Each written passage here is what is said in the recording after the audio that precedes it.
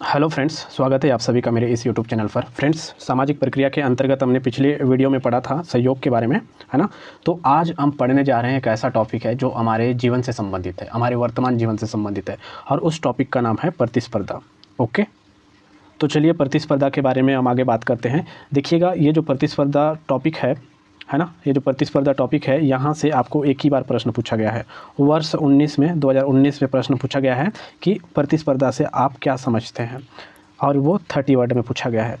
अब तक जितने भी पीएससी एग्ज़ाम लिया है, जितने बार भी एग्ज़ाम लिया है, उसमें से सिर्फ एक ही बार आया है। तो हम समझ सकते हैं कि भविष्य में यहाँ से प्रश्न बन सकता है, क्योंकि सहयोग और संघर्ष, इन दोनों की तुलना में अगर हम बात करें तो यहाँ से प्रश्न बहुत कम आया है। एक ही प्रश्न आया है अब तक, और यहाँ से प्रश्न काफ़ी बार पूछ चुका है। ओके, और पीएससी जो है रिपीट करता है, पर बहुत कम रिपीट करता है। तो उस तरीके से हम समझ सकते हैं कि यहाँ से प्रश्न आगे बन सकता है। ओके, तो चलिए हम क्या क्या पढ़ेंगे इसमें।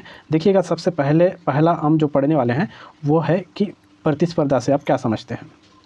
प्रतिस्पर्धा से आप क्या समझते हैं, इसको हम 30 वर्ड में याद रखेंगे। ओके, और दूसरा हम जो पढ़ेंगे, प्रतिस्पर्धा की विशेषताएं बताइए। जो प्रतिस्पर्धा की विशेषताएं हैं, इसको हम 60 वर्ड में याद रखेंगे। ओके, फिर उसके बाद प्रतिस्पर्धा के प्रकार का अध्ययन करेंगे। जो प्रतिस्पर्धा का जो प्रकार है, इसको भी हम कितने वर्ड में याद रखेंगे, 60 वर्ड में याद रखेंगे। क्लियर। फिर उसके बाद आपसे पूछा जाने लायक पॉइंट है कि प्रतिस्पर्धा के परिणाम व महत्व को बताइए। ओके, तो ये जो है आपका 30 वर्ड में पूछ सकता है। क्लियर है दोस्तों।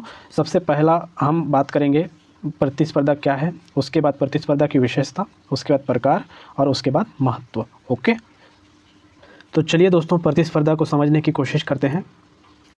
देखिएगा, हमने सामाजिक प्रक्रिया के अंतर्गत 2 प्रकार पढ़ा है।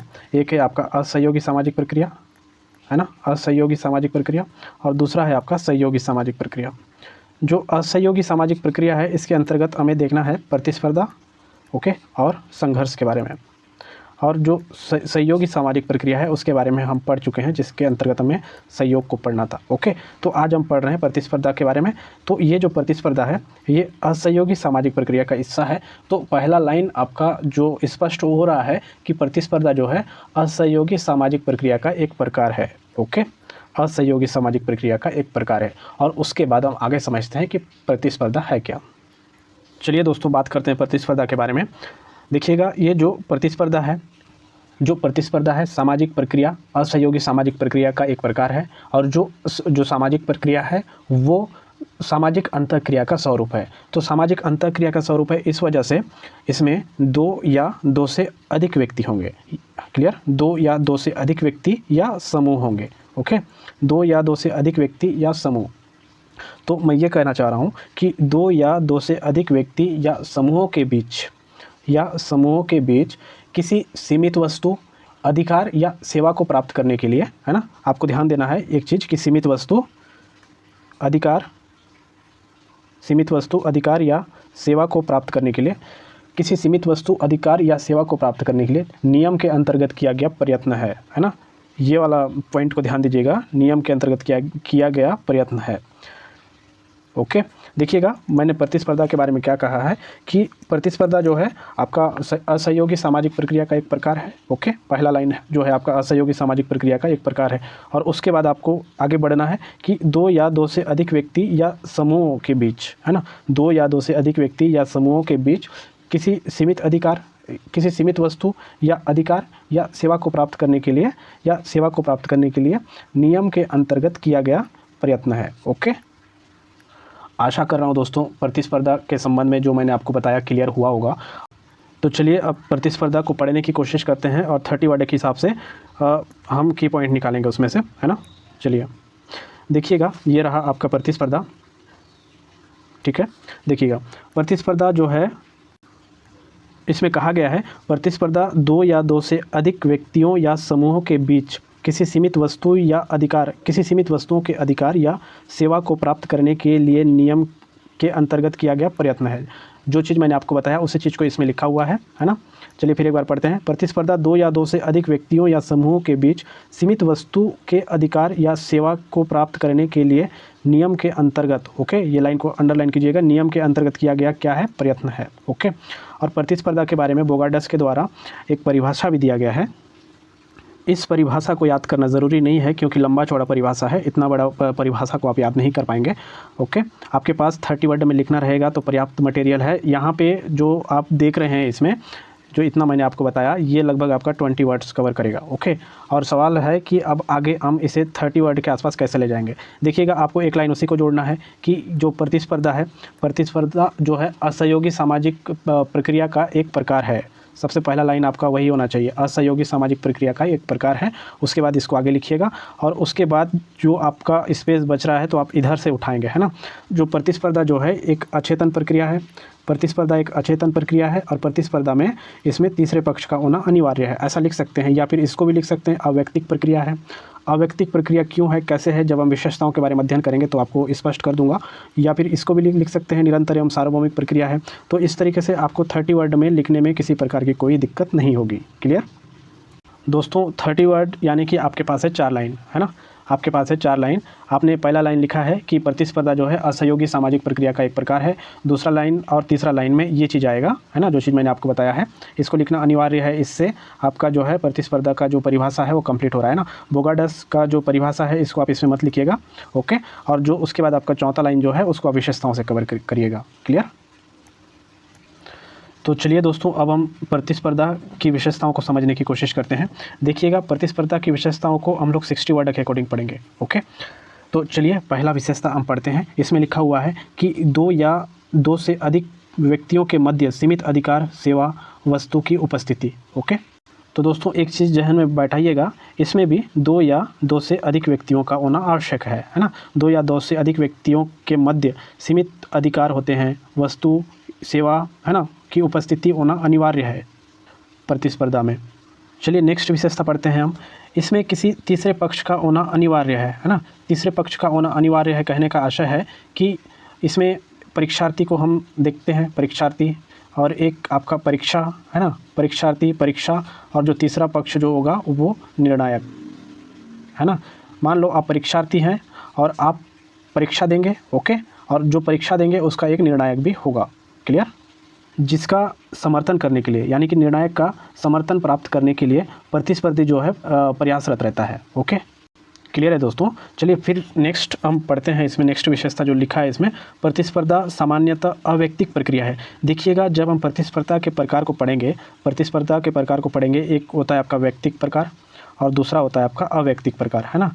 जब हम प्रकार को पढ़ेंगे उसमें वैयक्तिक भी आता है, अवैयक्तिक भी आता है, लेकिन जब हम विशेषताओं पर ध्यान देते हैं तो उसमें जो प्रतिस्पर्धा है वो अवैयक्तिक है। याद रखिएगा, अवैयक्तिक इसलिए है क्योंकि जो प्रतिस्पर्धी है ना, जो प्रतिस्पर्धी है सामान्यतः एक दूसरे के संपर्क में नहीं रहते हैं तथा उन्हें इसकी जानकारी नहीं रहती है, इस वजह से अवैयक्तिक प्रक्रिया है। ओके, फिर नेक्स्ट विशेषता हमारे सामने उभर कर आ रहा है, एक अचेतन प्रक्रिया, है ना। अचेतन प्रक्रिया इसलिए है क्योंकि इसमें प्रतियोगी जो है एक दूसरे को नहीं जानते हैं और न ही एक दूसरे के प्रयत्नों के बारे में उन्हें जानकारी होती है। ओके, फिर नेक्स्ट है इसमें प्रतिस्पर्धा निरंतर एवं सार्वभौमिक प्रक्रिया है। देखिएगा, इसमें निरंतर कहने का आशय है कि जीवन के आर्थिक, राजनीतिक, सामाजिक क्षेत्रों में सदैव चलते रहती है क्या, प्रतिस्पर्धा। ओके, उसके बाद इसमें सार्वभौमिक लिखा हुआ है। सार्वभौमिक कहने का आशय है कि प्रत्येक समाज में, प्रत्येक स्थान में, है ना, प्रत्येक कालखंड में मौजूद रहता है, इस वजह से ये जो है आपका सार्वभौमिक प्रक्रिया है। ओके, फिर अगला विशेषता हम देख पा रहे हैं इसमें, व्यक्तिगत प्रयत्न, क्षमता, योग्यता पर आधारित। ये जो प्रतिस्पर्धा है ये व्यक्तिगत प्रयत्न, यानी कि जैसे कि आपको मैं उदाहरण दूं तो मैं एक प्रतिस्पर्धी हूं और मैं अपना व्यक्तिगत प्रयत्न कर रहा हूं, है ना, मैं अपना पर्सनल एफर्ट जो है वो लगा रहा हूं, जो कि मेरी योग्यता और मेरी क्षमता पर आधारित है। ओके, स्पष्ट हुआ होगा पॉइंट। तो दोस्तों इस तरीके से प्रतिस्पर्धा के बारे में गिन के 6 पॉइंट मिलते हैं, है ना। 60 वर्ड में पूछेगा तो आपको थोड़ा सा एक्सप्लेन करना है, 30 वर्ड में पूछेगा तो यहाँ पे जैसे शॉर्ट में दिया हुआ है पॉइंट्स, आपको उन्हीं पॉइंट्स को नंबर डाल के लिखना है या बुलेट पॉइंट करके, जैसा भी आपको अच्छा लगे, है ना। इसमें विशेषताओं में एक पॉइंट और आप ऐड कर सकते हैं, क्योंकि इसमें जो होता है वो नियमों के अंतर्गत होता है ना, नियमों के अंतर्गत होता है। और कैसे होता है, अहिंसात्मक तरीके से होता है। जब आप संघर्ष को पढ़ेंगे तो उसमें हिंसा देखने को मिलता है, जबकि यहाँ पे आपको अहिंसा देखने को मिलेगा, है ना। अहिंसात्मक तरीके से नियमों के अंतर्गत लक्ष्य प्राप्ति हेतु किया गया प्रयत्न है। तो ये 7वां पॉइंट आप इसमें लिख सकते हैं। ओके, तो चलिए अब हम प्रतिस्पर्धा के प्रकार को समझने की कोशिश करते हैं। देखिएगा, इसमें जो प्रतिस्पर्धा के प्रकार जो है आपका 2 प्रकार हैं। इन दोनों प्रकार को आपको 60 वर्ड में तैयारी रखना है। पहला जो आपका व्यक्तिक प्रतिस्पर्धा है, व्यक्तिक प्रतिस्पर्धा है, इसको आप 30 वर्ड में तैयारी रखेंगे, और अव्यक्तिक प्रतिस्पर्धा है, इसको आप 30 वर्ड में तैयारी रखेंगे। चलिए बात करते हैं व्यक्तिक प्रतिस्पर्धा क्या है, अव्यक्तिक प्रतिस्पर्धा क्या है। दोस्तों मैं क्लियर करने जा रहा हूँ व्यक्तिक प्रतिस्पर्धा और अव्यक्तिक प्रतिस्पर्धा को, है ना, जो कि आपका प्रतिस्पर्धा का प्रकार के रूप में है। अगर मैं बात करूं व्यक्तिक प्रतिस्पर्धा का, तो व्यक्तिक प्रतिस्पर्धा जो है जिसमें प्रतिस्पर्धी एक दूसरे को व्यक्तिगत रूप से जानते हैं। ओके, प्रतिस्पर्धी एक दूसरे को व्यक्तिगत रूप से जानते हैं तथा यह प्रतिस्पर्धा चेतन रूप में पाई जाती है। ओके, एक दूसरे को व्यक्तिगत रूप से जानते हैं, पहला पॉइंट हुआ। दूसरा पॉइंट आना चाहिए कि यह प्रतिस्पर्धा चेतन के रूप में पाई जाती है ना, चेतन के रूप में पाई जाती है। ओके, चेतन के रूप में पाई जाती है, इसका आशय है कि एक दूसरे के प्रति क्या रहते हैं, एक दूसरे के प्रति जागरूक रहते हैं। ओके, अगर मैं उदाहरण की बात करूं तो जैसे वाद विवाद प्रतियोगिता, है ना, वाद विवाद प्रतियोगिता जो है वो व्यक्तिक प्रतिस्पर्धा के अंतर्गत आता है। दूसरा उदाहरण दूँ तो अखाड़ा में होने वाला मुकाबला आदि, ये सब जो है आपका व्यक्तिक प्रतिस्पर्धा के अंतर्गत आता है, क्योंकि इसमें जो प्रतिस्पर्धी है एक दूसरे को व्यक्तिगत रूप से जानते हैं और दोनों में चेतन प्रक्रिया पर आधारित होता है, यानी कि यह जो प्रतिस्पर्धा है चेतन रूप पाई जाती है। इसमें चेतन रूप कहने का आशय है कि दोनों पक्ष के प्रति एक दूसरे में जागरूकता होती है। क्लियर। फिर नेक्स्ट हम बात करते हैं अव्यक्तिक जो प्रतिस्पर्धा है। तो अव्यक्तिक प्रतिस्पर्धा के अंतर्गत इसमें प्रतिस्पर्धी एक दूसरे को नहीं जानते हैं। ओके, और न ही उनके प्रयास और तैयारी के बारे में ज्ञान होता है। ये आपका पहला लाइन हो जाएगा। दूसरा लाइन में आप लिखेंगे कि अचेतन रूप में पाई जाती है ना। ये जो आपका व्यक्तिक जो प्रतिस्पर्धा है ये चेतन रूप में पाई जाती है, तो इसका जस्ट अपोजिट हो जाएगा, अचेतन रूप में पाई जाती है। ओके, लेकिन आपको इसमें याद रखना है दोस्तों, कहीं कंफ्यूज मत होइएगा। हम जब प्रतिस्पर्धा का जो विशेषता पढ़ रहे थे तो वहाँ पे जो प्रतिस्पर्धा है वो अव्यक्तिक प्रक्रिया है ऐसा पढ़ा है, लेकिन आपको प्रकार में दोनों चीज़ याद रखना है। प्रकार के अंतर्गत व्यक्तिक प्रतिस्पर्धा एक प्रकार है, दूसरा प्रकार जो है अव्यक्तिक प्रतिस्पर्धा। व्यक्तिक प्रतिस्पर्धा क्या है मैंने आपको स्पष्ट किया है, अव्यक्तिक प्रतिस्पर्धा क्या है उसे भी मैंने आपको स्पष्ट कर दिया है। ओके, तो चलिए दोस्तों अब हम नेक्स्ट आगे बढ़ते हैं, प्रतिस्पर्धा के महत्व या परिणाम। ओके, देखिएगा इसमें प्रतिस्पर्धा के परिणाम एवं महत्व दिया हुआ है। अगर कभी आपसे यहाँ से प्रश्न पूछा तो 30 वर्ड में पूछने लायक है, उससे ऊपर नहीं पूछेगा। ओके, तो देखिएगा पहला इसमें जो आपका महत्व है, इसमें लिखा हुआ है कि स्वस्थ प्रतिस्पर्धा जो है समाज में प्रगति, कुशलता एवं सहयोग को बढ़ावा देती है। की पॉइंट को ध्यान दीजिएगा, स्वस्थ प्रतियोगिता समाज में प्रगति, कुशलता एवं सहयोग को बढ़ावा देती है। ओके, फिर परिणाम के रूप में आगे देख रहे हैं इसमें अस्वस्थ प्रतिस्पर्धा जो है इसके जस्ट उल्टा है। अस्वस्थ प्रतिस्पर्धा समाज में विघटन उत्पन्न करती है। क्लियर। उसके बाद नेक्स्ट जो महत्व एवं परिणाम है, प्रतिस्पर्धा सामूहिक एकता में वृद्धि करती है। क्लियर, सामूहिक एकता में वृद्धि करती है। उसके बाद नेक्स्ट इसमें दिया हुआ है कि समाज में पुनः समायोजन में सहायता प्रदान करती है। आपको इसमें जो की पॉइंट याद रखना है, देखिएगा इसमें पुनः समायोजन, ओके, सामूहिक एकता में दृढ़ता, ओके। उसके बाद जो आपका ये है, जो पहला जैसे इसमें दिया हुआ है परिणाम एवं महत्व, इसमें जो स्वस्थ प्रतिस्पर्धा जो है ये जो है प्रगति का घोतक है, और जो अस्वस्थ प्रतिस्पर्धा जो है ये विघटन का सूचक है। ओके, तो चलिए दोस्तों, इस प्रकार हमने प्रतिस्पर्धा के बारे में अध्ययन किया है। आज जो हम अध्ययन किए हैं प्रतिस्पर्धा के बारे में, उसमें हमने देखा है सबसे पहले कि प्रतिस्पर्धा किसे कहते हैं। ओके, उसके बाद हमने देखा है प्रतिस्पर्धा की विशेषताओं को बताइए। उसके बाद हमने देखा है प्रतिस्पर्धा के प्रकार के बारे में। ओके, प्रतिस्पर्धा के प्रकार के बारे में देखा है। उसके बाद हमने देखा है उसके महत्व या परिणाम के बारे में। तो यहाँ से अगर आपका प्रश्न बनेगा, सबसे ज़्यादा संभावना जो है आपका इतने में बन सकता है। पहला, प्रतिस्पर्धा किसे कहते हैं। दूसरा, उसकी विशेषताओं पर बन सकता है। ये 30 वर्ड में बन सकता है या 60 वर्ड में बन सकता है। अगर उसके बाद अगर पूछना चाहा तो उसके प्रकार से उठा सकता है। ओके, महत्व एवं परिणाम से भी आजकल उठा रहा है, यानी कि हम लोग जितना भी पढ़े हैं ये सब काफ़ी इंपॉर्टेंट है। ओके, हमें प्रतिस्पर्धा के बारे में इतना ही पढ़ना था। और एक चीज़ है जो आपका प्रतिस्पर्धा और संघर्ष, इन दोनों के मध्य आपको अंतर करना है। हम उसे जब संघर्ष पढ़ेंगे तब हम उसके बारे में अंतर करेंगे, तब अच्छे से स्पष्ट हो जाएगा। ओके, तो दोस्तों इस प्रकार मैं यकीन कर रहा हूँ कि आपको प्रतिस्पर्धा जो टॉपिक है समझ आया होगा एग्जाम पॉइंट ऑफ व्यू से, है ना।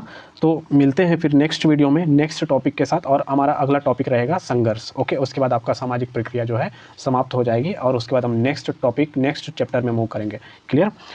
वीडियो देखने के लिए थैंक यू।